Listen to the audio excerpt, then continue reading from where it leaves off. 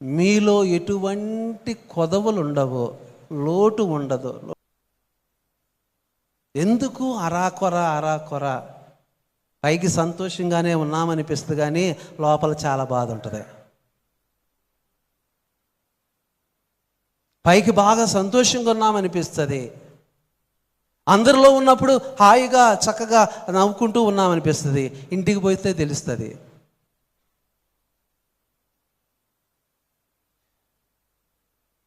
ఏదో ఉండి ఉండనట్టుగా కాకుండా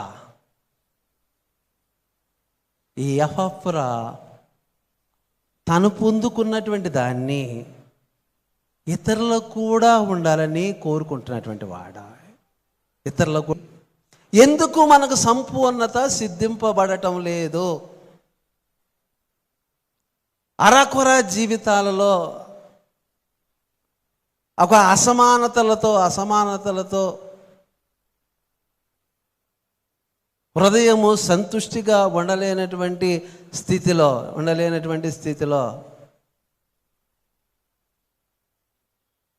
అందరిలో మంచిగా ఉంటూ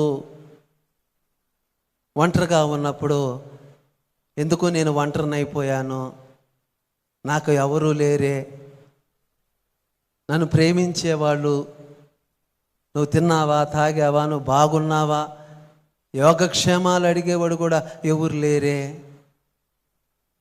ఈ రోజుల్లో భయంకరమైనటువంటి రోగం ఏం తెలుసా? పలకరించేవాళ్ళు లేకపోవటం. చాలామంది మనల్ని ఎవరైనా పలకరిస్తే బాగుండు, మనతో మాట్లాడితే బాగుండు. కొంతమంది లోన్లీగా ఫీల్ అవుతున్నారండి.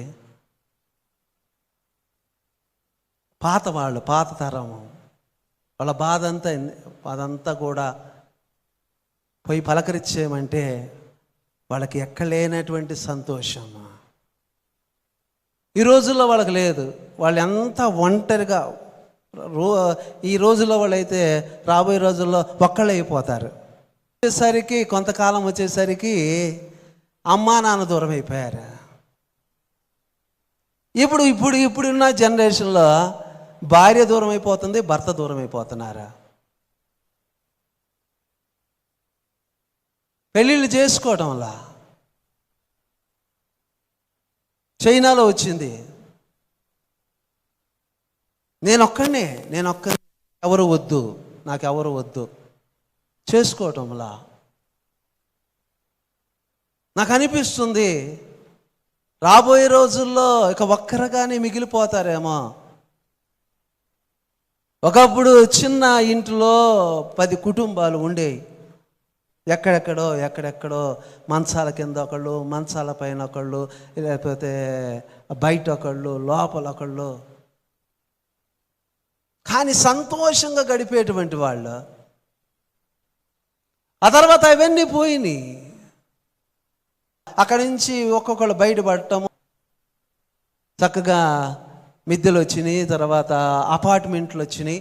అపార్ట్మెంట్లలో ఒక భార్యాభర్తలు ఒక చోట, ఆడపిల్ల ఒక చోట, చిన్నపిల్ల లేకపోతే అబ్బాయి ఒక చోట పడుకోవటము, ఇది పరిపాటి అయిపోయింది. ఇప్పుడు డబుల్ బెడ్రూమ్ పోయింది, 3 బెడ్రూమ్ పోయింది, 4 బెడ్రూమ్ వస్తుంది, 5 బెడ్రూమ్స్ వస్తున్నాయి, 6 బెడ్రూమ్స్ వస్తున్నాయి. వాళ్ళకేమీ డబ్బులు కావాలి, వాళ్ళు కట్టేసుకుంటున్నారు. ఉండేవాళ్ళు లేరు అక్కడ, అందులో ఉండేవాళ్ళు లేరు.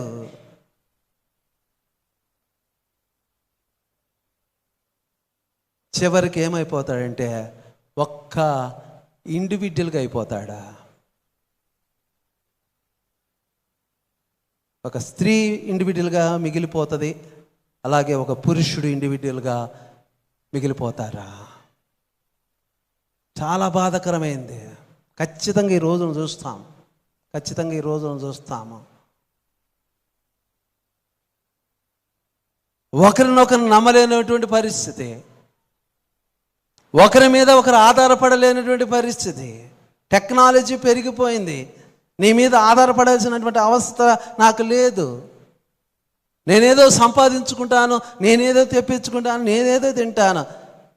నీ కోసం నేను కాదు, నా కోసం నువ్వు కాదు. ఎందుకు అని అంటే సంపూర్ణత అనేటువంటిది మనిషిలో లేదు ఇప్పుడు.